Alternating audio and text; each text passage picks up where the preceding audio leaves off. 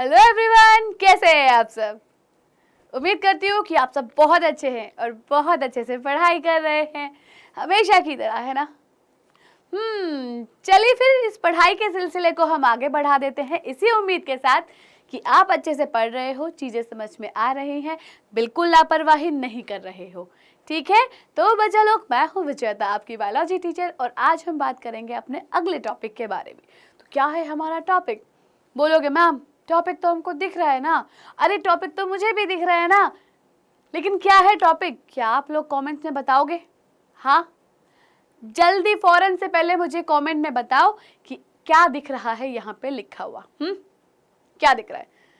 जल्दी बताओ, जल्दी, फटाफट फटाफट। और लिखते लिखते ये भी बताना कि क्या आपने क्लास को शेयर किया अपने दोस्तों के साथ। क्या आपने वीडियो को लाइक किया? नहीं किया है? चैनल को सब्सक्राइब किया? किया है तो वेल एंड गुड, और नहीं किया है तो फटाफट कर दो। ठीक है, जल्दी जल्दी जल्दी जल्दी कर दो, क्योंकि क्लास के बीच में आपको बिल्कुल भी टाइम नहीं मिलेगा इधर से उधर बतियाने का। समझ गए? चलो भाई, फटाफट से भाई हम अपनी ट्रेन को शुरू करते हैं, छुक छुक छुक छुक छुक छुक दौड़ाते हैं और जल्दी से बात करते हैं अपने मेन मुद्दे के बारे में। तो मैं बता देती हूँ भाई कि हमारा आज का टॉपिक क्या है। भ्रूणपोष, बीज, असंजनन एवं बहुभ्रूणता। ठीक है, ये सारे वो टॉपिक हैं जो आज हम कवर करेंगे। लेकिन लेकिन लेकिन इसके साथ साथ बच्चा पार्टी, यहाँ पर और भी बहुत सारे अंदर छोटे छोटे सब टॉपिक्स हैं जो हमें कवर करने हैं, जिन्हें हमें बिल्कुल नहीं भूलना है। ठीक है, तो मेरा फेवरेट पार्ट आ गया है जो है रिवीजन का। ठीक है, ये मेरा बेस्ट पार्ट है, मुझे ये पार्ट बहुत पसंद है, क्योंकि ये हमेशा कहती हूँ, अरे मम्मी, हमेशा कहती हूँ कि भाई ये जो रिकैप होता है ये हमें चैप्टर से जोड़े रखता है, एक कनेक्टिविटी बताता है हमारे और चैप्टर के बीच में। कि जो हम आज पढ़ रहे हैं, ठीक है, वो जो प्रीवियस चीज़ें हम पढ़ चुके हैं उनके साथ हम कैसे कनेक्टेड हैं। राइट? तो देखो, हमने सबसे पहले शुरुआत क्या करी थी चैप्टर की? हमने शुरुआत करी थी कि भाई पुष्प की संरचना, है ना। हमने पुष्प की संरचना से शुरुआत कर ली थी। ठीक है, ये था हमारा मेन मुद्दा जो हमने सबसे पहले परिचय में देखा था, पुष्प की संरचना, जहां पर हमने देखा था कि पुष्प में नर भाग भी होता है और मादा भाग भी होता है, देखा था। फिर हम नर भाग के ऊपर गए थे, हमने यहाँ पर इसकी संरचना देखी थी। ठीक है, हमने क्या देखा था? युग्मक जनन देखा था, युग्मक जनन देखा था।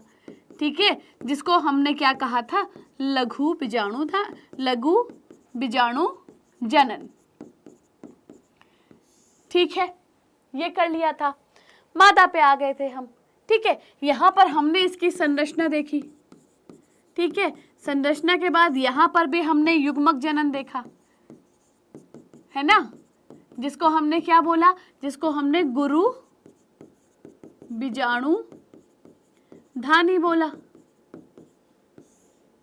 ठीक है, फिर हमने क्या देखा था भाई साहब? फिर हमने बात करी थी किसकी? बीजांड की संरचना की बात कर ली थी हमने, बीजांड की संरचना की बात कर ली थी, है ना, ये कर ली थी। और भी बहुत सारी चीजें थी जो इस चैप्टर में अभी तक हम पढ़ते हुए आए हैं। ठीक है, चलो ओके। फिर हमने क्या बोलते हैं, बोला था कि ये सब चीज़ें क्लियर हो जाएंगी। ठीक है, फिर हम आगे बढ़ेंगे। तो यस, जब ये सारी चीज़ें क्लियर हो गई तब हम आगे बढ़े, और आज हमारा जो मेन मुद्दा है मैं बता चुकी हूँ कि हमको क्या पढ़ना है। ठीक है, तो देखो आज का हमारा क्या है, हमको क्या क्या चीज़ें कवर करनी है। कृत्रिम संकरण देखना है हमको। ठीक है, निषेचन पश्च अवस्थाएं देखनी है, भ्रूणपोष, भ्रूण, द्विबीजपत्री, एक बीजपत्री, बीज, प्रसुप्ति, फल, अनिषेक फलन, असंजनन और बहुभ्रूणता। ये सारे के सारे वो टॉपिक हैं जो हमको आज ही, इसी वक्त ही, इन्हीं घंटों में कंप्लीट करने हैं, बिना किसी बहाने के। ठीक है, चलो भाई, अच्छा मौका है, पढ़ डालो फटाफट से। ओके, आ जाओ। चलो बात करते हैं कृत्रिम संकरण की। ठीक है, और दूसरा क्या आ गया? बैकिंग बोरा वातावरण आ गया। दो चीजें आ गई, लेकिन इससे पहले मैं आपको यहाँ पर एक पेज जोड़ के बताना चाहूंगी। जैसे कि हमेशा कहती हूँ कि मेरे पास ना पेजों की कमी हो जाती है।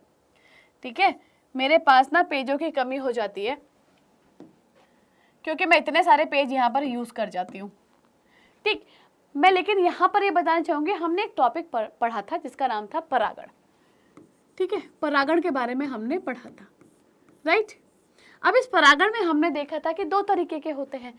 एक हमने बोला था भाई स्वयं परागण होता है, ठीक है, स्वयं परागण होता है, और दूसरा हमने क्या बोला था, पर परागण, पर परागण, ठीक है, ये बोला था हमने।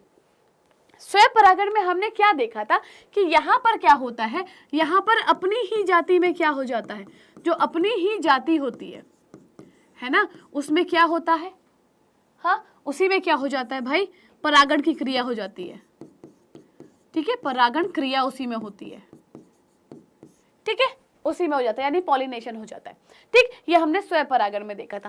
फिर जब पर परागण में बात करी थी हमने, तो पर परागण में हमने बोला था कि ये किस में होता है, ये दूसरी जाति में होता है, ठीक है, यानी कि एक जो पुष्प होता है, एक पुष्प के क्या, एक पुष्प के क्या होते हैं, हाँ, क्या होता है यहाँ पे बताओ, कि जो एक ही पुष्प होता है उस पुष्प के क्या होते हैं, क्या होता है, नर में कौन सा भाग होता है, मादा में कौन सा भाग होता है, परागकण यार। इसके जो एक पुष्प के जो परागण होते हैं, परागकण जो होते हैं, ये कहाँ जाते हैं, ये जाते हैं दूसरे पुष्प के वर्तिकाग्र पर, ठीक है, कहाँ गए, ये दूसरे पुष्प के वर्तिकाग्र पर गए, और ये कहाँ गए थे, ये अपनी जाति में करते हैं। इसका मतलब कि एक पुष्प के जो परागकण होते हैं वो कहाँ जा रहे हैं, उसी के वर्तिकाग्र पर, ठीक है। तो ये हो गया स्वयं परागण, ये हो गया पर परागण। यहाँ पर हमने 2 चीजें पढ़ी थी कि भाई साहब ये ऐसे लोग हैं जिनको जो है ना अपनी ही जाति में शादी करनी है, इनको लव मैरिज से क्या है बहुत दिक्कत है, और ये वो लोग हैं जो कहते हैं बेटा कोई बात नहीं, लड़का या लड़की अच्छे होने चाहिए, घर परिवार वाले होने चाहिए, हमें चलेंगे, ठीक है, ये एडजस्टिंग नेचर के हैं ये, ठीक है, और ये लोग क्या है, ये एडजस्ट नहीं करते हैं, राइट। इतनी बात क्लियर हो गई है ना। चलो आगे बढ़ जाते हैं और बताती हूँ कि ये मैं यहाँ क्यों बता रही हूँ। तो मैं यहाँ पर ये इसलिए बता रही हूँ कि यहाँ पर जब हमको क्वालिटी इंक्रीज करनी है फूलों की, फसलों की, तो हमें क्या करना है, तो यहाँ पर ये जो स्वयं परागण है ना, इसे हमें क्या करना है, रोकना है, ठीक है, इसको क्या करना है, रोकना है, हमें इसे आगे नहीं बढ़ने देना है, ठीक। और हमें ये पर परागण है, यानी कि भाई वैरायटीज आएंगी ना, है ना, मतलब चीजें जो है फिर क्या बोलते हैं, एक अच्छी फसल बन सकती है, अच्छे फूल बन सकते हैं, जो चीजें हाइब्रिड होंगी, तो यहाँ पर इनको हमको क्या करना है, प्रमोट करना है, ठीक है, इनको हम क्या करेंगे, प्रमोट करेंगे, क्योंकि यहाँ पे ये अलग अलग जातियों के साथ मिलेंगे, तो हो सकता है कोई अच्छी सी वैरायटी बन के आ जाए। लेकिन यहाँ पे क्या होगा, यहाँ ये अपनी जाति में करेंगे तो सेम वैरायटी बार बार पैदा होगी, ठीक है, राइट। अभी चीज समझ में आ गई कि हमको जो कृत्रिम संकरीकरण करना है वो क्यों करना है, इसी के लिए करना है, हमको एक बेटर क्वालिटी चाहिए, सिंपल सी चीज है। इतनी बात कितने बच्चों को समझ में आई कि जो मैंने अभी राम गाथा गाई है, कितने बच्चों को समझ में आई है, बताओ, हाँ, कि हमें कृत्रिम संकरण आगे क्यों पढ़ना है, ये पढ़ना है, ठीक है। आर्टिफिशियल हाइब्रिडाइजेशन यानी कि ये हम इसलिए करते हैं ताकि हमको एक अच्छी फसल मिल सके, अच्छे फूल मिल सके, ठीक है, वैरायटी मिल सके एक्चुअली में, ठीक है। चलो फिर आगे बढ़ते हैं। ओके, अब देखो, अब यहाँ पे बात करती हूँ मैं विपुंसन की सबसे पहले, यानी कि जिसको हम क्या बोलते हैं, इमैस्कुलेशन बोलते हैं, ठीक है, विपुंसन की बात करती हूँ। तो मैं यहाँ पे कहती हूँ कि ये एक पेड़ है, ठीक है, ओके, और ये भी एक पेड़ है। एक पे क्या है, ये क्या है आपका,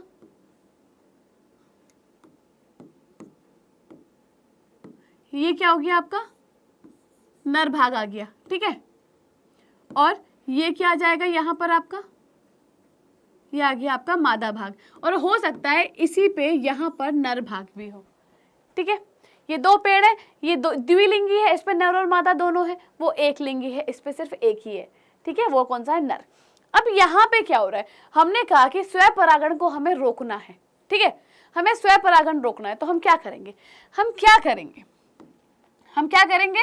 ये जो है यहाँ पर ये जो है नर भाग, इसको हम काट देंगे, ठीक है, इसको हम काट के अलग कर देंगे। अब क्या हुआ, अब हमारे पास एक मादा भाग है, एक नर भाग है। अब इन दोनों के बीच में क्या कराएंगे, हम परागण की क्रिया कराएंगे। ठीक है, अब यहाँ क्या होगा भाई, यहाँ पर इसके जो परागकण है उड़ के आएंगे, उड़ के आएंगे, उड़ के आएंगे और इसके वर्तिकाग्र पे आके बैठ जाएंगे। ठीक है, इसके वर्तिकाग्र पे आके बैठ जाएंगे, सिंपल सी चीज है, राइट। ठीक, तो ये क्या हो जाएगा हमारा, ये कहलाएगा हमारा विपुंसन यानी कि इमैस्कुलेशन कहलाएगा। ठीक है, कि नर भाग को काट देना। ठीक है, राइट, इतनी बात क्लियर हो गई, हो गई क्लियर इतनी बात, बहुत बढ़िया। चलो आगे बढ़ जाते हैं। ठीक है, तो ये तो हमारा क्या कहलाएगा, विपुंसन कहलाएगा। ठीक है, अब किसकी बात करते हैं, अब बात करते हैं भाई साहब बैगिंग बोरा वस्त्रावरण यानी कि बैगिंग की बात करते हैं। यहाँ पे क्या होता है, यहाँ पे मैंने कहा ये हमारे पास एक क्या है, ये हमारे पास एक पेड़ है, ये दूसरा पेड़ है। अब एक पेड़ पे वही है कि भैया मादा है, एक पे नर है। मैं हमेशा बताती हूँ कि येलो वाला मैं नर बनाती हूँ, ठीक है, और ब्लू वाली मैं मादा बनाती हूँ। ठीक है, चलो ये हो गई मादा और ये हो गया नर। ठीक, अब हो सकता है कि भाई क्या क्या हो सकता है कि इसी पेड़ पे यहाँ पर नर भी मौजूद हो, इसी पेड़ पे नर भी मौजूद हो। ठीक, अब जो है मैं नहीं चाहती हूँ, अब मैं नहीं चाहती हूँ कि इसके जो परागकण है वो इसके वर्तिकाग्र पर आए, नहीं चाहती हूँ मैं ये भी नहीं चाहती हूँ कि इसके परागकण इसके वर्तिकाग्र पे आए, मैं नहीं चाहती। मैं क्या काम करूंगी, इसको एक बटर पेपर से क्या करूंगी, मैं बांध दूंगी। ठीक है, किससे बांध दूंगी, बटर पेपर से। ठीक है, बटर पेपर से मैंने क्या कर दिया, इसको बांध दिया या ढक दिया। ठीक है, बांध दिया या ढक दिया, राइट। अब क्या हुआ, इसके परागकण उड़ के इसके ऊपर जाएंगे तो बटर पेपर के ऊपर रहेंगे, इसके उड़ के गए तो बटर पेपर के ऊपर रहेंगे, कोई फर्क नहीं पड़ेगा, परागण की क्रिया होगी ही नहीं। ठीक, अब मैं बोलती हूँ कि यहाँ पर एक तीसरा अलग ही क्वालिटी का यहाँ पर ये नर भाग आया है किसी और पौधे में, मैं चाहती हूँ कि इसका परागण इसके साथ हो। तब मैं क्या करूंगी, तब मैं ये जो है इसको यहाँ से रिमूव कर दूंगी यानी कि हटा दूंगी इसको मैं। ठीक है, और इसके जो परागकण है उसको कहाँ डाल दूंगी, फिर इसके वर्तिकाग्र पर डाल दूंगी। हो गया परागण, मेरी मर्जी से। इतनी बात समझ में आ गई, क्लियर हो गई। विपुंसन और बैगिंग बोरा का मतलब दोनों चीजें। ठीक है, ये हो गया आपका बैगिंग बोरा और वो हो गया आपका विपुंसन यानी इमैस्कुलेशन। जल्दी से बताओ थम्स अप करके कि कितने बच्चों को ये चीज क्लियर हुई है जो मैडम जी ने आपको अभी बताई है, बताइए। क्लियर, चलो बहुत बढ़िया, आगे बढ़ते हैं। देखो विपुंसन क्या बोलोगे आप, कि एक द्विलिंगी पुष्प जो है उसकी जो कली अवस्था होती है, ठीक है, इसमें जो परागकोश होते हैं उनको काट दिया जाता है। ठीक है, और अलग करने की जो प्रक्रिया होती है वो विपुंसन यानी कि इमैस्कुलेशन कहलाती है। क्लियर, कि भाई जो द्विलिंगी पुष्प है, मैंने बताया ये द्विलिंगी पुष्प है ना। अब ये जो कली अवस्था में ही था, मतलब बचपने में था, तो हमने यहाँ से इसके नर भाग को काट दिया। अब इसमें अपनी ही जाति में विवाह कैसे होगा, अब तो बाहर ही जाना पड़ेगा। ठीक है, तो भाई क्या हो गया, जब हमने इसका यहाँ से नर भाग काट दिया है तो भाई साहब क्या हुआ है, ये सिर्फ मादा भाग रह गया है, और काटने का ये जो प्रोसेस है, क्रिया है, इसको अलग करना है, वो क्या कहलाएगा, विपुंसन कहलाएगा। ठीक है, चलो फिर क्या है कि ये है कृत्रिम परागण की एक तकनीक है। इसका प्रयोग पादप प्रजनक द्वारा आर्थिक महत्व के पौधों की अच्छी नस्ल बनाने के लिए किया जाता है। विपुंसन द्वारा यह सुनिश्चित किया जाता है कि भाई ऐच्छिक वर्तिकाग्र युक्त पौधे पर ही परागण होगा। इतनी बात कितने बच्चों को समझ लग गई, हाँ क्लियर है ना। दूसरा आता है भैया बैगिंग बोरा, तो भाई इसको बोरा वातावरण भी कहते हैं। ऐसी तकनीक है जिसके द्वारा परागकण में ऐच्छिक परागकण जो होते हैं, यानी जो हमें चाहिए उनका हम उपयोग करते हैं, और वर्तिकाग्र को अनैच्छिक परागकणों से क्या करते हैं, हम उनको बचाना सुनिश्चित कर लेते हैं। ठीक है, पादप जनन में इस तकनीक द्वारा फसलों को उन्नतशील बनाया जाता है, ठीक है, तथा सिर्फ ऐच्छिक गुणों वाले, जो ऐच्छिक गुण हैं जो हमें चाहिए, उन्हीं परागकण को वर्तिकाग्र पर डाला जाता है। परागकण को वर्तिकाग्र के मध्य परागण सुनिश्चित कराया जाता है। अब बताओ, क्या दोनों चीजें समझने में कोई दिक्कत हुई? नहीं हुई है ना? इतने अच्छे और आसान तरीके से बता दिया गया है, और क्या ही चाहिए बताओ, राइट? आगे बढ़ते हैं, ठीक है, आगे बढ़ते हैं। ये देखो, दो चीजें आपको दिखाई देंगी। यहां पर हम इसका क्या कर रहे हैं, हमने यहां से नर भाग को काट दिया है। ये क्या कहलाएगा? विपुंसन, ठीक है, विपुंसन। चलो ठीक, और ये दूसरा वाला क्या है आपका? बैगिंग बोरा। हमने यहां से इसको देखो बांध दिया है ना, ये क्या है? बैगिंग बोरा, वस्तावरण, राइट? दोनों चीजें समझ में आ गई? चलो बहुत बढ़िया, आगे बढ़ जाते हैं। अब आता है निषेचन पश्चय, ठीक है। निषेचन पश्चय की जब हम बात करते हैं, यानी कि यहाँ पे बात हो रही है कि निषेचन के बाद की जो अवस्थाएं हैं, अभी तक हमने जो भी अवस्थाएं पढ़ी हैं, जो हमने जो है निषेचन पश्चय अवस्था पढ़ी, यानी निषेचन होने से पहले भाई युग्मक का बनना जरूरी होता है, तो वो निषेचन पश्चय अवस्था आ गई थी। हमने निषेचन पढ़ लिया था, दोहरा निषेचन पढ़ा हमने, ठीक है, जहाँ पर एक युग्मक मादा युग्मक से मिलता है और दूसरा कहाँ मिलता है? ध्रुवीय कोशिका से मिलता है, जिससे भ्रूणपोष बनता है, ठीक, और दूसरे से क्या बन जाता है? दूसरे से भ्रूण बन जाता है। ये हमने दोहरे निषेचन में पढ़ा था, जो निषेचन वाले टॉपिक में आ गया था। सारे क्रियाकलाप हो गए, तो भाई अब जब ये सब चीजें हो गई है, भ्रूण बन गया है, तो उसके बाद की भी तो कुछ क्रियाकलाप होंगी, कुछ घटनाएं होंगी, अवस्थाएं होंगी, तो यहाँ पर वो है अब, ठीक है। तो चलो यहाँ पर हमने क्या बोला, हमने क्या पढ़ा था कि ये क्या है? मादा संरचना है, स्त्री केसर, ठीक है, क्या है? ये स्त्री केसर है। अब हमको पता है कि भाई ये वाला भाग क्या था? वर्तिकाग्र था। ये वाला भाग क्या था? वर्तिका था। पूरे चैप्टर में यही पढ़ा है हमने। ये वाला भाग क्या था हमारा? हाँ, अंडाशय था, है ना, जिसको हमने क्या बोला? स्टिग्मा बोला, ठीक है। इसको क्या बोला? स्टाइल बोला। इसको क्या बोला? ओवेरी बोला, ठीक। और इसके अंदर क्या है? हमने एक बीजांड की संरचना पढ़ी थी, जो कुछ इस तरीके से थी, ठीक है। ये बीजांड की संरचना थी, ठीक है। ये ओव्यूल है हमारा, बीजांड। ये क्या है आपका? बीजांड है ये, जिसको हम क्या कहते हैं? ओव्यूल कहते हैं, ठीक। तो ये स्ट्रक्चर हमने पढ़ा था, है ना। यहाँ पे हमने क्या देखा था?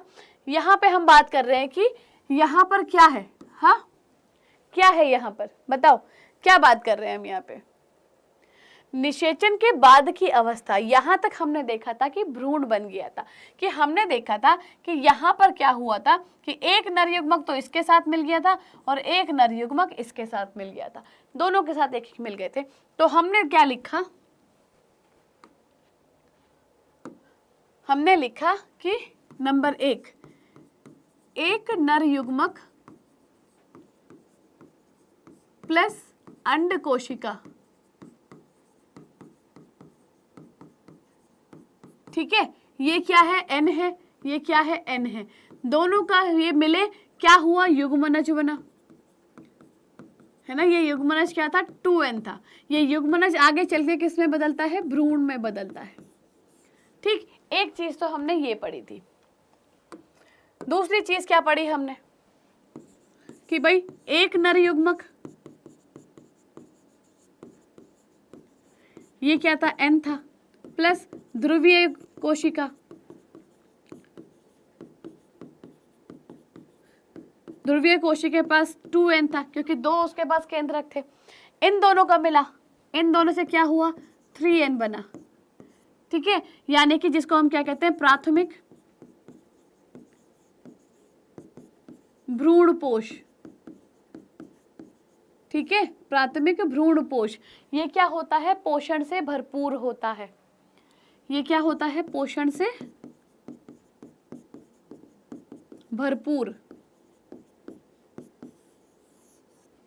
राइट। इतनी बात कितने बच्चों को समझ में आई कि ये पोषण से भरपूर होता है।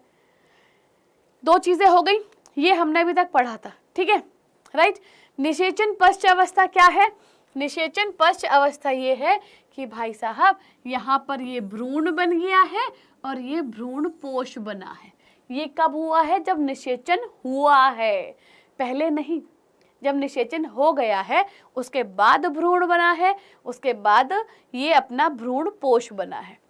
एक और बात यहाँ पर कि भाई साहब जो बीजांड होता है वो किस में बदलता है? बीज में बदलता है।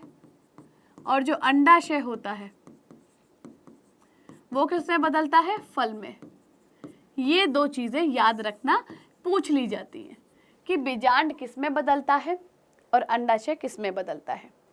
बोलो, इतनी बात सब बच्चों को क्लियर? ये जो हमने पढ़ा है भ्रूण और भ्रूण पोष, ये क्या है? निषेचन होने के बाद की क्रिया है। चलो बहुत बढ़िया, आगे बढ़ते हैं और बात करते हैं भ्रूण पोष की, जो अभी अभी थोड़ी देर पहले बना है। तो भ्रूण पोष क्या है भाई? कुछ पौधों के बीजों में खाद्य संग्रह के लिए विशेष प्रकार की रचना पाई जाती है, जिन्हें हम क्या कहते हैं? भ्रूण पोष कहते हैं। और हमने कहा ये पोषण से भरपूर होती हैं, ठीक है। नारियल पानी तरल भ्रूण पोष का क्या है? उदाहरण है। याद रखिएगा, नारियल पानी तरल भ्रूण पोष का क्या है? उदाहरण है, ठीक है।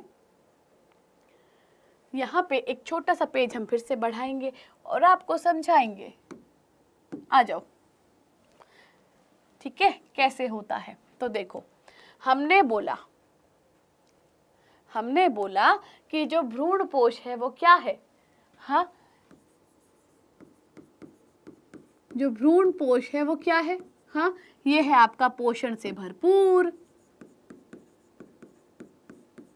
पोषण से भरपूर, ठीक। यही बात करी है हमने कि ये पोषण से भरपूर होता है। और ये किसको पोषण देता है? ये देता है विकासशील, किसको देता है ये? विकासशील युग्मनज, ठीक है, को पोषण देता है, ठीक। ये पोषण से भरपूर है, विकासशील युग्मनज को क्या करता है? पोषण देता है ये, ठीक। अब देखो, पहली चीज बताती हूँ।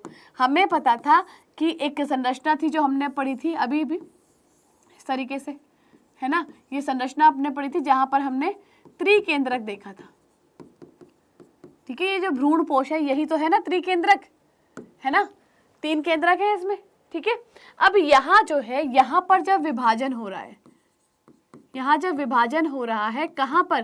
केंद्रक में, ठीक है। केंद्रक में जब विभाजन हो रहा है तो क्या कहला रहा है ये कहला रहा है केंद्रकीय भ्रूण पोष। क्या कहलाया ये? केंद्रकीय भ्रूण पोष कहलाया, राइट। विभाजन हुआ, ठीक है, हम मान लेते हैं। अब विभाजन जब हुआ है तो ये कैसी बन गई ये संरचना भाई? हाँ, ये बनेगी 4 से 8, 8 से 16, 16 से 32, ऐसे करके यहाँ पर ये डिवाइड होते रहेंगे, ठीक है, हो जाएंगे, ठीक। और ये किसका एग्जाम्पल बन जाएगा? ये बन जाएगा भाई जो नारियल पानी होता है, नारियल के अंदर का जो नारियल पानी है वो ऐसे ही बनता है, ठीक है। दूसरी चीज हमने कहा फिर से वही कि ये भ्रूण पोष है, ठीक है। अब यहाँ पर पूरी कोशिका में हो रहा है, यहाँ सिर्फ अंदर हो रहा है, इसके केंद्रक में हो रहा है, यहाँ पूरी कोशिका में हो रहा है,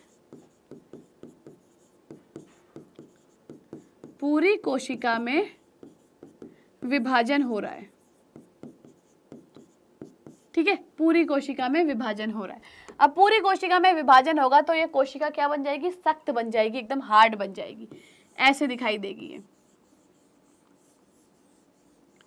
ठीक है। और ये कैसी, ये क्या कहलाएगी? ये कोशिका भित्ति का निर्माण करेगी, कोशिका भित्ति का निर्माण, ठीक है, यानी कि कोशिकीय भ्रूण पोष, कोशिकीय भ्रूण पोष, ठीक है। और ये क्या बनाता है, ये किसका एग्जाम्पल दिखाता है, ये एग्जाम्पल दिखाता है भाई आपका जो नारियल होता है ना, नारियल का सफेद भाग, इसका एग्जाम्पल क्या है, नारियल का सफेद भाग।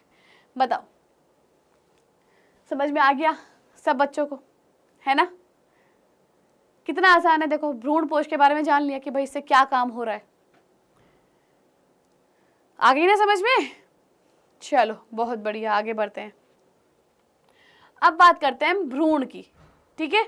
अब किसकी बात करेंगे हम, भ्रूण की बात करते हैं। देखो अभी तक हमने जो है ना बहुत अलग अलग तरीके के बीजांड बनाए थे, आज मैं अलग तरीके से बीजांड बनाती हूँ।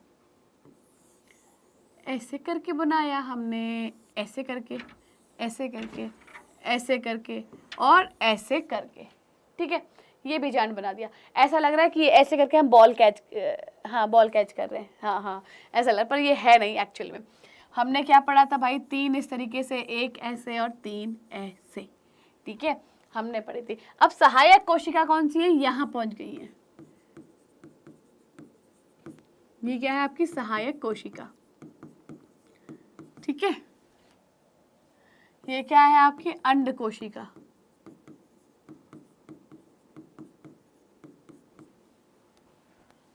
ये क्या है आपकी ध्रुवीय कोशिका,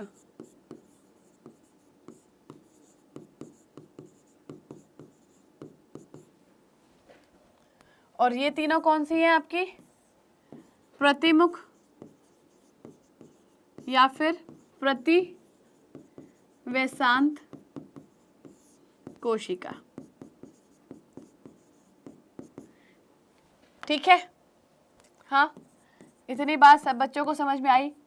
इस बार हमने ऐसे बनाई है, पहले ये ऊपर था वो नीचे था, लेकिन इस बार हमने उल्टा कर दिया। क्या फर्क पड़ता है, मैंने पहले ही बताया था कि इसका मुख इधर भी हो सकता है, इधर इधर इधर इधर इधर इधर इधर इधर कैसे भी हो सकता है, पहले ही बताया था। तो इस बार हमने ऐसे बना दिया।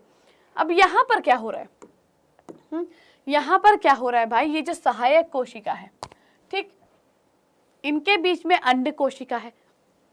ये जो अंड कोशिका है, जब इससे नर युग्मक मिलता है, नर युग्मक मिला इसके साथ, ठीक, मिला, क्या बनाया इसने, इसने युग्मनज बनाया, ठीक है, युग्मनज बन गया। इस युग्मनज में क्या हुआ भाई, समसूत्री विभाजन हुआ।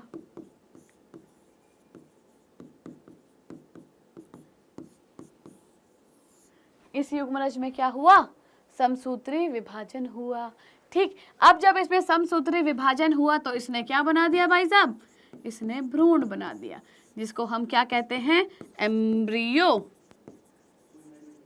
ठीक है। क्या बोला हमने इसको, एम्ब्रियो बोला। इतनी बात कितने बच्चों को समझ में आई, हाँ बताइए, क्या सब बच्चों को क्लियर हो गया कि भ्रूण क्या है, कि भ्रूण कहाँ से बना भाई, भ्रूण इस अंड कोशिका से बना, ठीक है। भ्रूण पोष इस ध्रुवीय कोशिका से बनेगा। इतनी बात समझ में आ गई है, आ गई है ना बबुआ, नहीं आई है ये बताओ। चलिए बहुत बढ़िया, शानदार, समझ में आ गई है। तो इसका मतलब हमने सक्सेसफुली एक और टॉपिक क्लियर कर लिया है, भ्रूण, ठीक है। चलो अयो, लेकिन लेकिन लेकिन भ्रूण के आगे एक और बात भी है, वो भी देखना है कि मैंने कहा कि ये भ्रूण है, ये क्या है आपका भ्रूण है, मैंने कहा। अब इस भ्रूण में क्या हो रहा है, इस भ्रूण में भाई साहब समसूत्री विभाजन हुआ,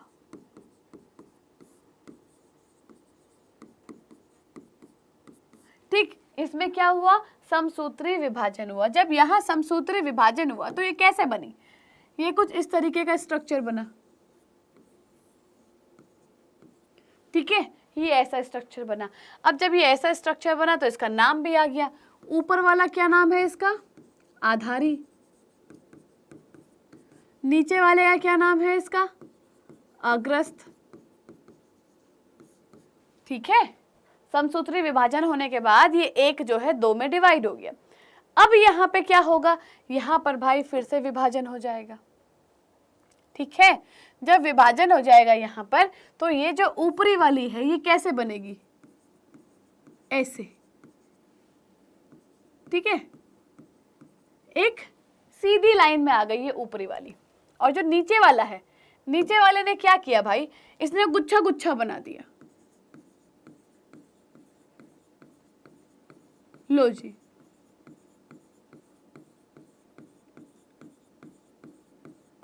इसने क्या किया, इसने गुच्छा गुच्छा बना दिया। अब यहाँ क्या हुआ भाई, यहाँ फिर से विभाजन हुआ। इसने कहा मैं फिर से विभाजन करूंगा, यहाँ पे फिर से विभाजन हो गया।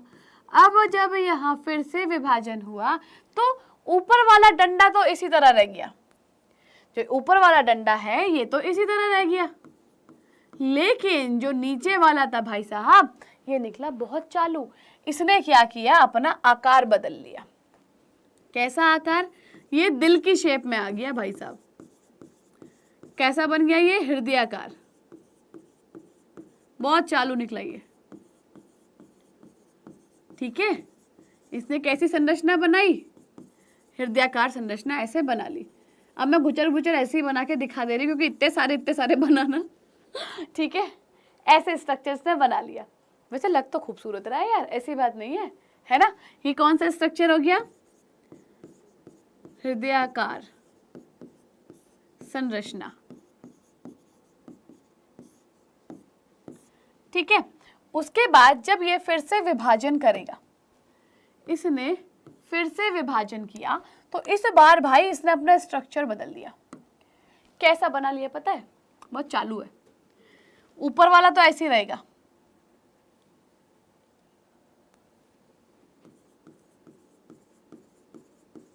ठीक है, ऊपर वाला तो ऐसे ही रहा। नीचे वाला कैसा बन गया भाई, नीचे वाला कुछ ऐसे,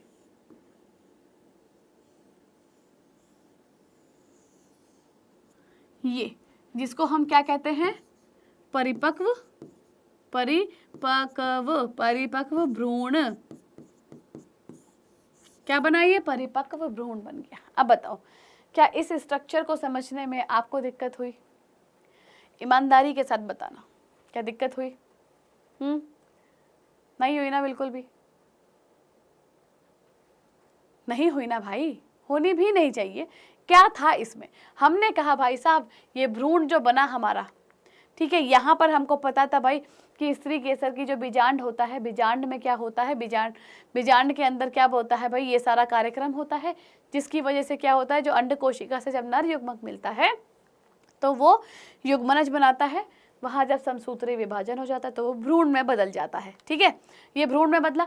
अब ये जो भ्रूण है, इस भ्रूण में क्या हो गया, समसूत्री विभाजन हो गया, तो ये दो में डिवाइड हो गया। तो ऊपर वाला भाग आधारी कहलाया, नीचे वाला अग्रस्त कहलाया। फिर ऊपर वाले भाग ने तो खाली एक डंडी बनाई, नीचे वाले ने बॉल बना दी भाई साहब।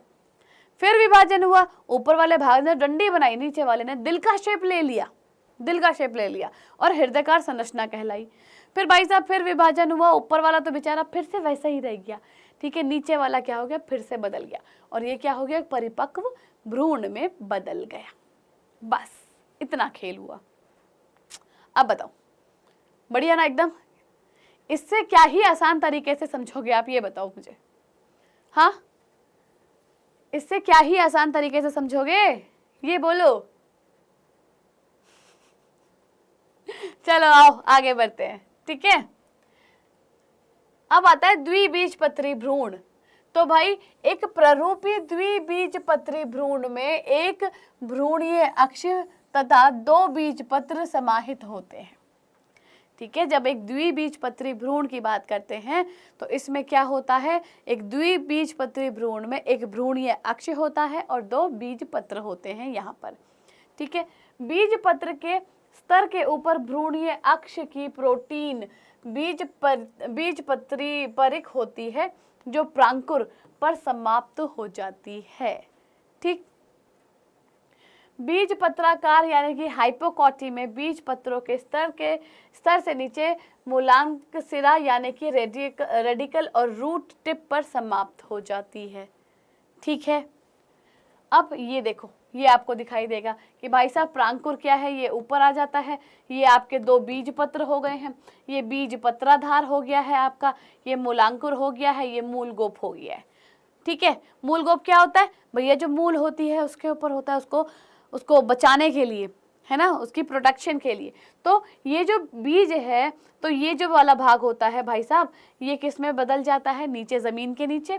ये वाला जो होता है ये ज़मीन के ऊपर आ जाता है, ये वाला भाग, ये 2 बीज पत्र हो जाते हैं। चलो फिर एक बीज पत्र की बात करते हैं। यहाँ पे क्या होता है कि एक बीजपत्री पौधों में भ्रूण परिवर्धन के अंतर्गत भ्रूण अक्ष के शीर्ष पर केवल एक बीजपत्र बनता है, जबकि द्विबीजपत्री पौधों में 2 बीजपत्र पाए जाते हैं। ठीक है, जैसे कि एग्जाम्पल देंगे तो भाई साहब घास, गेहूं और गेहूं और मक्का जो है इसके उदाहरण आ गए। राइट। अब देखो आता है परिभ्रूण पोष, यानी कि जिसको हम पेरिस्पर्म कहते हैं। ठीक है, पेरिस्पर्म जिसको हमने बोला। राइट। तो ये जो परिभ्रूण पोष होता है ये क्या होता है, तो भाई कुछ पौधों में बीजांड के चारों ओर क्या होता है, भ्रूण पोष की एक पतली सी भ्रूण पोष होती है, उसकी एक पतली सी परत पाई जाती है जिसे परिभ्रूण पोष कहा जाता है, यानी कि पेरिस्पर्म कहा जाता है। राइट, इतनी चीज क्लियर। अब परिभ्रूण पोष बीजांडकाय का बीजों में बचा हुआ शेष क्या है, भाग होता है। ठीक, ये क्या होता है कि जो बीजांडकाय जो होता है, परिभ्रूण पोष जो है, जो बीजांडकाय का बीजों में जो शेष भाग रह जाता है, कोई बीज है, उस बीज के ऊपर बीजांडकाय का कोई भाग रह गया, तो वो क्या कहलाएगा, वो ही क्या कहलाता है, आपका परिभ्रूण पोष कहता है। ठीक है, ये देखो इस तरीके से। चलो, अरे बाप रे, एक पेज और लेना था क्योंकि मुझे यहाँ डायग्राम बना के समझाना था आपको। फिर से आ जाओ, एक और पेज लेंगे हम। बोलोगे मैम आपके पास तो हमेशा पेजों की कमी हो जाती है ना। बिल्कुल, देखो यहाँ पे क्या होता है, हमने डायग्राम पढ़ा था। ठीक, ये वाला, वैसे मज़ा आता है इस डायग्राम को बनाने में, है आता ही नहीं आता है। इसके अंदर हमने क्या पढ़ा, हमने बोला कि इसके अंदर ये क्या है, ये आपका क्या है, भ्रूण है। ठीक, ये क्या है इसके अंदर ये आपका भ्रूण आ जाएगा। राइट, और ये क्या है, ये आपका बीजांडकाय।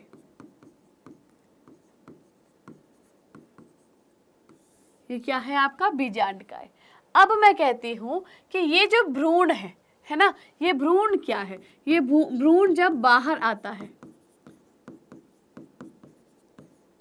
ठीक है, जब ये भ्रूण क्या हो गया, ये भ्रूण बाहर आया, तो हो सकता है कि यहाँ पर ये जो बीजांडकाय है इसके बाहर, इसकी कोई परत रह जाए, कोई लेयर रह जाए इसके ऊपर, है ना, तो हम कह सकते हैं लेकिन कुछ में, ठीक है, लेकिन कुछ में कि भाई हो सकता है कि जो बीजांडकाय है, बीजांडकाय की पतली सी परत रह जाए या रह जाती है, तो वो जो पतली सी परत होती है ना, तो वो क्या कहलाती है, वो क्या कहलाती है आपकी परिभ्रूण पोष। क्या कहलाया वो, परिभ्रूण पोष कहलाया। जैसे कि अगर मैं एग्जाम्पल लेती हूं तो एग्जाम्पल में आपके पास क्या आ जाएगा, चुकंदर। ठीक है, और क्या आ गया आपके पास, काली मिर्च। ठीक है, ये 2 क्या हो गए इसके उदाहरण। बताओ, ये दोनों उदाहरण आपको समझ में आ गए। ठीक है, कि भ्रूण है, भ्रूण के ऊपर कोई पतली सी परत रह जाए, ठीक है, तो वो जो भ्रूण के ऊपर परत रह जाती है, तो वो सिस्टम क्या कहलाता है, परिभ्रूण पोष।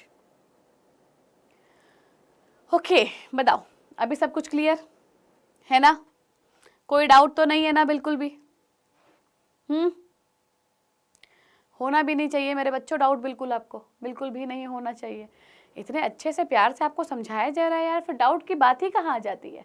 हाँ, जल्दी जल्दी जल्दी जल्दी आग वाली इमोजीज भेज के दिखाओ, मेरे को देखना चाहती हूँ मैं कि हाउस द जोश, कितना जोश है आपके अंदर। हाँ, कितने जोश के साथ आप यहाँ पढ़ रहे हो, मुझे सिर्फ इतना देखना है। जल्दी फटाफट से यहाँ पर आप लोग आग वाली इमोजीज भेजो, जल्दी भाई। अनु मलिक कहते हैं ना, आग लगा देंगे, आग लगा देंगे, आग लगा देंगे, वैसे ही बिल्कुल प्लेटफॉर्म पे आग लगा दो, मचा डालो एकदम। पता चलना चाहिए यार, बायोलॉजी के स्टूडेंट हो, दुनिया बायोलॉजी पे टिकी है, ठीक है। सारी बीमारियां जो हैं, ठीक है, नए नए पौधों की जानकारी, नए नए जीवों की जानकारी, और बहुत सारी चीज भाई।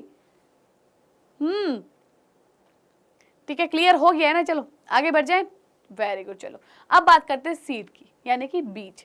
ठीक है, तो जो बीज होते हैं ना, वो दो तरीके के होते हैं। ठीक, पहला क्या हो गया आपका, गैर एल्ब्यूमिनस बीज आ जाता है। पहला क्या है, गैर एल्ब्यूमिनस बीज आ जाएगा। ठीक है, यहां पे क्या हो रहा है कि गैर एल्ब्यूमिनस बीज वो बीज होते हैं जिनमें अवशिष्ट भ्रूणपोष नहीं होता है। समझे? एक पेज जोड़ती हूं भाई, मेरे साथ तो ऐसा ही होता है, मैं पेज जोड़ती रहती हूँ बीच बीच में। हमने बोला कि ये क्या था, एक भ्रूण था, मैं मानती हूँ, है ना, ये भ्रूण था। अब किसी किसी मैंने क्या बोला कि बीजांड काय की परत रह जाती है ना, वो परिभ्रूणपोष कहलाता है। ये क्या बोल रहा है, ये कह रहा है कि अवशिष्ट भ्रूणपोष नहीं होता है जिनमें। ठीक है, यानी कि भ्रूण के विकास के दौरान पूरी तरह से समाप्त हो गया है, जैसे मटर और मूंगफली। यानी कि यहाँ पर इसके ऊपर जो था, इसके ऊपर क्या था, ये जो बीजांड काय था, ये जो बीजांड काय था, ये क्या हुआ, पूरी तरह खत्म हो गया।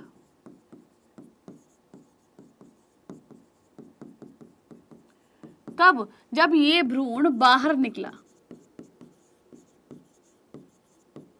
तब ये जो है पूरी तरीके से खत्म हो गया। समझ में आई है ना, कि इसके ऊपर बीजांड काय की परत नहीं मिली, ये पूरी तरीके से यूज हो गया इस भ्रूण के द्वारा। राइट, देखो एग्जाम्पल क्या आ गया, मटर और मूंगफली। दूसरा आ गया एल्ब्यूमिनस बीज।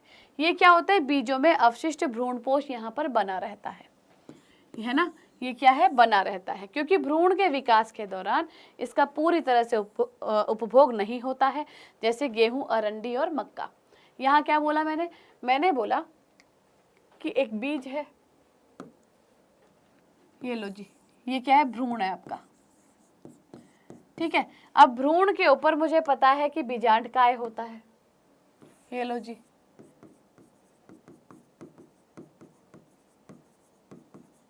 ठीक, अब ये जो भ्रूण था ये बाहर निकला। ठीक है, ये जब बाहर निकला तो यहां पर जो क्या था, यहां पर जो बीजांड काय था, ये जो था वो पूरी तरह खत्म नहीं हुआ, और क्या हुआ, पतली परत जो थी वो कहां रह गई, भ्रूण के ऊपर। कहां रह गई, भ्रूण के ऊपर रह गई। ठीक है, तो ये क्या कहलाया आपका, एल्ब्यूमिनस बीज कहलाया। ठीक है, दोनों चीजों में क्लियर हो गया, गैर एल्ब्यूमिनस बीज और एल्ब्यूमिनस बीज। बताओ अब इसे समझने में किसी को दिक्कत, किसी को परेशानी नहीं हुई ना, बिल्कुल भी नहीं हुई। हाँ, इतना सिंपल यार, इतना सिंपल। बोलो आगे बढ़ा जाए, मन लग रहा है पढ़ाई में, है? सच्ची सच्ची ईमानदारी से बताना, मन लग रहा है पढ़ाई में? भाई देखो, चाहो ना चाहो पढ़ना तो आपको पड़ेगा बेटा, ये आपके करियर का सवाल है। ठीक है, और करियर को जो है ना हमें प्रायोरिटी पे रखना है, सबसे ऊपर हमारा फ्यूचर है। ठीक है, फ्यूचर नहीं है तो कुछ भी नहीं है, इतना याद रखना बेटा। आपके माँ बाप का भरोसा, आपका करियर, सब कुछ आपकी पढ़ाई पे डिपेंड करता है। ठीक है, कोई नहीं पूछेगा आपने क्या किया ज़िंदगी में, सब ये पूछेंगे भाई तू कितना कमा रहा है। अगर आप अच्छा कमा रहे हो ना, ठीक है, तो हज़ारों रिश्तेदार घूमेंगे आपके पीछे कि अच्छी से अच्छी लड़की से शादी करवा दो, या आप अच्छा कमा रही हो ना, तो हज़ारों ऐसे रिश्तेदार ढूंढेंगे जो एक से एक बढ़िया लड़का लेकर आएंगे कि यार यार इनकी लड़की कितनी अच्छी कमा रही है। ठीक है, दूसरी चीज़ कि ऐसा भी ना हो ना तो सेल्फ डिपेंड बन जाता है इंसान, कि कोई फ़र्क नहीं पड़ता दूसरा हम पे खर्च कर रहा है नहीं कर रहा है, ठीक है, हम पे ध्यान दे रहा है नहीं दे रहा है, आप इतने कैपेबल हो, इतना पैसा कमा रहे हो कि ज़रूरत ही नहीं है। अच्छा लगता है ना कि हम अपनी कमाई से खुद खर्च करते हैं। सोच के देखो, आप जब कमाओगे अपने मम्मी पापा के लिए कुछ करोगे, उनके लिए कपड़े लाओगे खरीद के, मम्मी को गहना बना के दोगे, है ना, पापा को आप जो है नया फ़ोन दे रहे हो, छोटे भाई बहन को गिफ्ट कर रहे हो, उनकी पढ़ाई का खर्चा उठा रहे हो, तो मतलब आप सोच रहे हो कितने रिस्पॉन्सिबल हो जाओगे। उन लोगों को जो लेवल होगा ना, मतलब जो आपकी इमेज होगी वो उनकी नज़रों में ना कुछ और होगी, हमारा बच्चा कितना समझदार हो गया है, सारे खर्चे उठा रहा है, समझ रहे हो। तो ये फील आप करना सीखो कि यार जब तक ये ना आपके अंदर फील नहीं आएगा ना मुझे ये सब करना है, आप नहीं पढ़ोगे सच में। पता है, एक बहुत पहले कहावत आती थी, ठीक है, टीचर्स बोलते थे हमारे भी, कि बच्चा दो चीज़ों से पढ़ता है, या तो शौक से या खौफ से। ठीक है, अगर बच्चे को खौफ नहीं है ना कोई नहीं पढ़ा सकता, दूसरा बच्चे को शौक नहीं है ना कोई नहीं पढ़ा सकता। सिंपल सी चीज़ है, या तो खौफ से या शौक से। आपको शौक है तो आप पढ़ाई करोगे, और खौफ है तो पढ़ाई करोगे। ठीक है, चलो आगे बढ़ जाते हैं।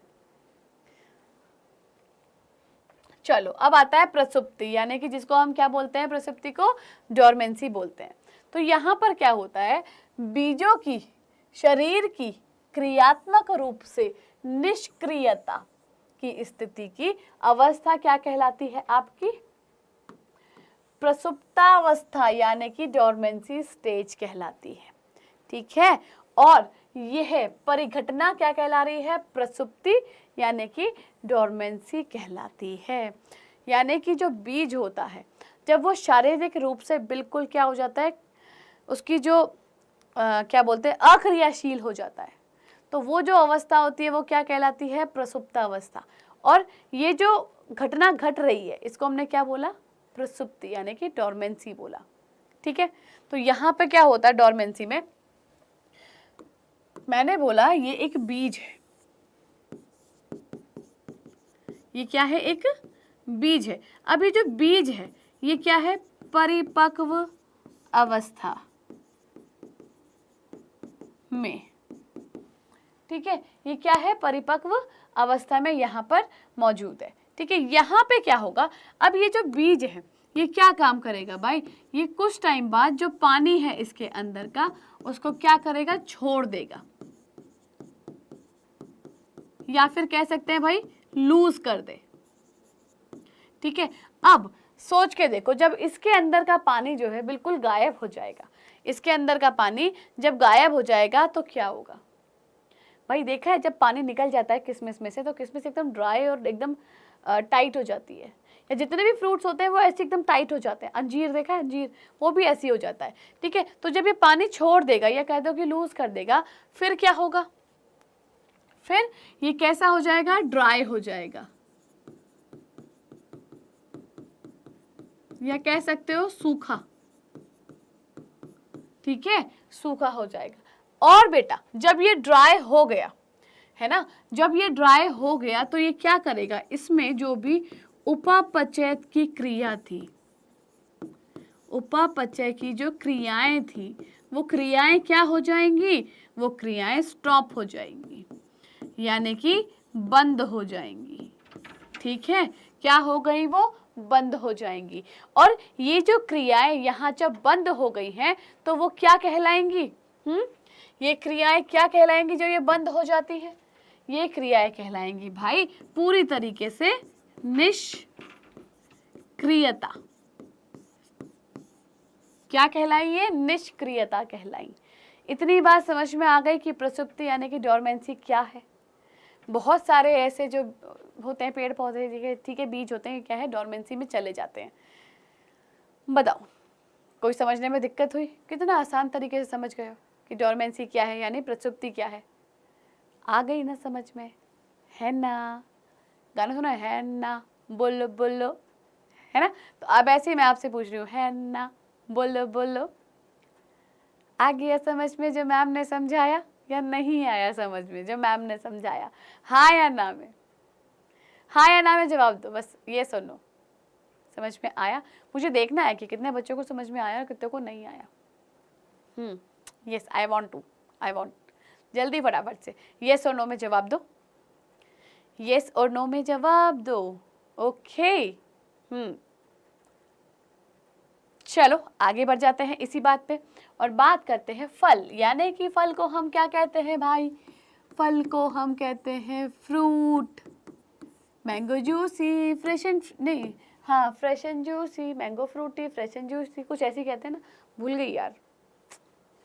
चलो जब हम फल की बात करते हैं तो फल में क्या है भाई? फिर वही स्ट्रक्चर बना के बताती हूँ, फिर वही स्ट्रक्चर। मुझे तो सच्ची कसम से बता रही हूँ, बहुत मज़ा आता है ये स्ट्रक्चर बनाने में, मज़ेदार एकदम। अब हमें पता है कि भाई यहाँ क्या है, ये क्या है? ये पूरा ये आपका बीजांड है, ठीक है। अब हम जानते हैं कि जो बीजांड होता है यहाँ पर, कि जो बीजांड है वो बीजांड किस में बदल रहा है? बीज में, है ना, बीज में बदल गया, ठीक है। नंबर 1 याद रखना। नंबर 2 क्या है भाई साहब? अंडाशय, है ना। अंडाशय किस में बदल रहा है? ये फल में बदल जाता है, ठीक है, फल में बदल जाता है। अब देखो यहाँ पर एक और गेम होता है कि यहाँ ये जो अंडाशय है ना, यहाँ जो अंडाशय है, यहाँ क्या है? इसकी जो बाहर की तरफ क्या? एक पतली सी परत होती है या परत बनती है, ठीक है। ये जो अंडाशय है इसके बाहर क्या हो रहा है? इसके बाहर की तरफ ना, ये जो अंडाशय है, पूरा अंडाशय, इसके बाहर की तरफ क्या है? पतली सी क्या बन जाती है? परत बन जाती है, ठीक है। तो ये जो परत बनती है, ये परत क्या कहलाती है? ये परत क्या कहलाती है? बताओ क्या कहलाती है ये परत? क्या कहलाती है ये परत? बताओ बेटा। ये परत कहलाती है आपकी क्या? फल भित्ति, ठीक है। ये परत क्या कहलाई? आपकी फल भित्ति कहलाती है, ठीक है। यानी कि यहाँ क्या हो रहा है? फल भित्ति का निर्माण हो रहा है। कैसे? कि मैंने कहा कि ये है बीज, ठीक है, ये है बीज, इसके बाहर ये क्या है? इसके बाहर ये अंडाशय आ गया, ठीक है। ये इसके बाहर क्या आ गया? अंडाशय आ गया है। अब यहाँ पर इस अंडाशय के ऊपर यहाँ पर एक पतली सी लेयर बन जाती है ना, पतली सी परत बन जाती है, जिसको हम क्या कहते हैं? फल भित्ति कहते हैं। बताओ, जिसको हमने क्या बोला? जिसको हमने फल भित्ति बोला। इतनी बात समझ में आई? समझ में आ गई ना फल भित्ति? बढ़िया एकदम। चलो आगे बढ़ जाते हैं, ठीक, आगे बढ़ जाते हैं। अभी आगे बढ़ते हैं, आगे बढ़ते हैं और देखते हैं इसके बाद क्या है। इसके बाद अच्छा एक चीज़ और आ जाती है कि 2 तरीके के फल होते हैं, ठीक है। एक पेज फिर से जोड़ती हूँ, क्योंकि हमेशा की तरह कहती हूँ भाई पेजों की मेरे पास कमी हो जाती है। देखा कितनी बार तो पेज जोड़ लिए हैं मैंने, है ना, कि फल जो है 2 तरीके के होते हैं। अब ईमानदारी से बताना किस किस को पता है कि फल कितने तरीके के होते हैं? बताओ। फल के प्रकार की बात कर रहे हैं, जो फल है ना, इसके 2 प्रकार हैं, ठीक है। चलो मैं बता देती हूँ, कोई दिक्कत वाली बात नहीं है। एक होता है आपका सत्य फल, ठीक है, एक होता है सत्य फल, जिसको हम क्या कहते हैं? ट्रू फ्रूट, ठीक है। एक तो ये हो गया। दूसरा क्या होता है आपके पास? दूसरा होता है असत्य फल। असत्य फल होता है, या जिसको हम आभासी भी कहते हैं, आभासी फल, ठीक है। यानी कि जिसको हमने क्या बोला? False fruit, false fruit. बताओ ये समझ में आया? आया समझ में बाबू? नहीं आया? ये बताओ। 2 तरीके के फ्रूट, सत्य फल जिसको हमने ट्रू फ्रूट बोला, ठीक है, असत्य फल या आभासी फल जिसको हमने फॉल्स फ्रूट बोला। यहाँ पर देखो सीन क्या होता है, यहाँ पर होता क्या है? यहाँ पर जो सत्य फल है, यहाँ जब निषेचन होता है, यहाँ निषेचन के बाद, निषेचन के बाद क्या होता है, जो अंडाशय होता है ना, जो अंडाशय होता है ये क्या करता है, ये अंडाशय क्या काम करता है भाई साहब, ये करता है फल का निर्माण। ठीक है, यानी कि जो ट्रू फ्रूट होते हैं, जो सत्य फल होते हैं, वो क्या काम करते हैं, ये सत्य फल अंडाशय से फल का निर्माण करते हैं। समझ में आई? ठीक, चलो अब मैं अगर असत्य की बात करती हूं तो यहां पर क्या होता है, यहां पर क्या होता है कि यहां पर क्या होता है, निषेचन के बिना ही जो अंडाशय है, ठीक है, ये अंडाशय क्या कर रहा है, निषेचन के बिना यहाँ पर अंडाशय क्या है, फल का निर्माण नहीं करता, फल का निर्माण नहीं करता। ठीक है, या फिर इसको ऐसे भी लिख सकते हो कि यहाँ पर ये सब लिखने की जरूरत नहीं है, यहाँ पर क्या हो रहा है, यहाँ पे जो अंडाशय है ये क्या करता है, फल का निर्माण नहीं करता है। सिंपल सा ऐसे लिख दो, यहाँ पर अंडाशय फल का निर्माण नहीं करता है। यहाँ पर क्या हो रहा है, यहाँ पर क्या हो रहा है, यहाँ पर जो दूसरे भाग हैं, है ना, जो दूसरे भाग हैं वो क्या काम कर रहे हैं, जैसे कि पुष्पाशन, ये क्या कर रहा है, ये करता है फल का निर्माण, फल का निर्माण। ठीक है, इन्होंने क्या किया, फल का निर्माण कर दिया। ठीक है, जैसे कि एग्जाम्पल आ जाएगा आपका स्ट्रॉबेरी। ठीक है, स्ट्रॉबेरी इसका एग्जाम्पल है। इतनी चीज सब बच्चों को क्लियर हो गई है।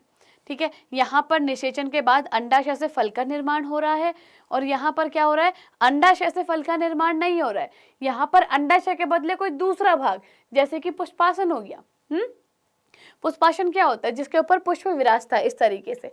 ठीक है, जो पुष्पासन है वो क्या काम कर रहा है, वो फल का निर्माण कर रहा है, जैसे कि एग्जाम्पल के लिए हमने बोला स्ट्रॉबेरी। राइट, इतनी चीज कितने बच्चों को समझ में आई, थम्स अप करके बताओ, जल्दी थम्स अप करके बताओ, पता चलना चाहिए। हाँ, ओके, लगता है ऑल क्लियर है, आगे बढ़ा जाए। ठीक है, चलो अब आता है हमारे पास अनिषेक फलन, यानी कि पार्थिनोकार्पी, जिसको हम कहते हैं। यहां पर क्या होता है, देखो यहां पर मैं ना इसका नाम लिख के समझाती हूं, अनिषेक जनन, ये इसका नाम है। ठीक है, अब इसका नाम समझो, इसका नाम ना अपने आप को ही बताता है, अपने आप को बता रहा है कि अगर मैं अ की बात कर रही हूं तो ये अ क्या है, अ का मतलब क्या है, अनुपस्थित, अनुपस्थित, यानी कि एब्सेंट, यानी कि यहां पर कुछ नहीं है। ठीक है, अनुपस्थित हो गया। ठीक, अब अगर मैं निषेक की बात करती हूं, तो इसका मतलब है निषेचन। ठीक है, इसका मतलब क्या है, निषेचन।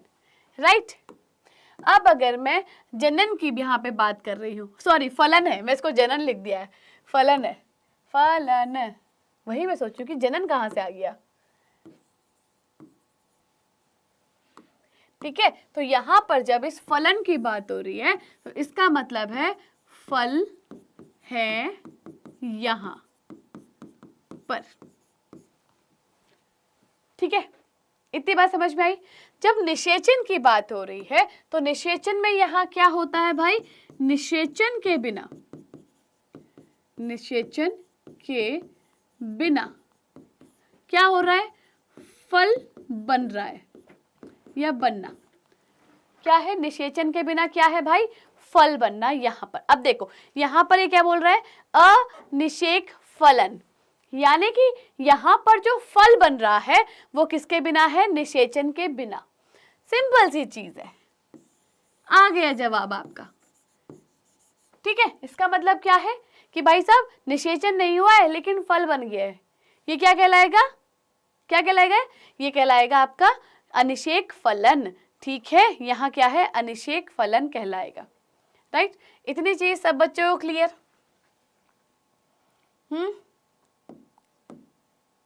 Clear, right. चलो अब आता है असंजनन एवं बहुभ्रूणता। तो यहाँ पर जब असंजनन की बात करते हैं तो प्रजनन की वो विधि है जिसमें निषेचन के बिना ही भ्रूण का निर्माण हो जाता है। यहाँ पे निषेचन की जरूरत नहीं पड़ती है, भ्रूण का निर्माण हो जाता है। ठीक है, इसे असंजनन कहते हैं। फिर आता है बहुभ्रूणता। तो जब एक ही निषेचित अंडे से 2 या 2 से अधिक भ्रूण विकसित होते हैं, ठीक है, 2 या 2 से अधिक भ्रूण क्या है, विकसित होते हैं, तो इस घटना को हम पॉली एम्ब्रियोनी के रूप में जानते हैं, यानी कि इसको हम बहुभ्रूणता कहते हैं। ठीक है, बहुभ्रूणता कहते हैं। राइट, मनुष्य के मामले में इसके परिणाम स्वरूप 2 समान जुड़वा बच्चे बनते हैं। राइट, समझ में आ गया? ये घटना जो है पौधे और जानवर दोनों में पाई जाती है। राइट, क्लियर इतनी चीजें ना कि बहुभ्रूणता और बहुभ्रूणता और असंजनन क्या है ना। और भाई इसी के साथ साथ ये चैप्टर हमने यहाँ पे इस लेक्चर के साथ साथ चैप्टर भी हमने फिनिश कर लिया है। सारे के सारे इंपॉर्टेंट पॉइंट्स हमने कवर किए हैं, कुछ भी नहीं छोड़ा है। राइट, उम्मीद करती हूँ कि इस चैप्टर को समझने में भी आसानी हुई होगी, पढ़ने में मज़ा आया होगा, नोट्स में मज़ा आया होगा, इंटरेस्टिंग से PDF आपको प्रोवाइड किए जा रहे हैं, है ना। ठीक है, तो चलिए बस इसी उम्मीद के साथ कि आप चीज़ें समझ रहे हैं, अच्छे तरीके से पढ़ रहे हैं, इस लेक्चर को मैं यहाँ पर पूर्ण विराम लगाती हूँ, यानी फुल स्टॉप लगाती हूँ, और मिलती हूँ आपसे एक नए लेक्चर में। ठीक है, एक नए टॉपिक के साथ। तब तक के लिए बने रहिए डाउटनेट के साथ, मज़े कीजिए और पढ़ते रहिए, पढ़ाते रहिए। चलो बाय बाय।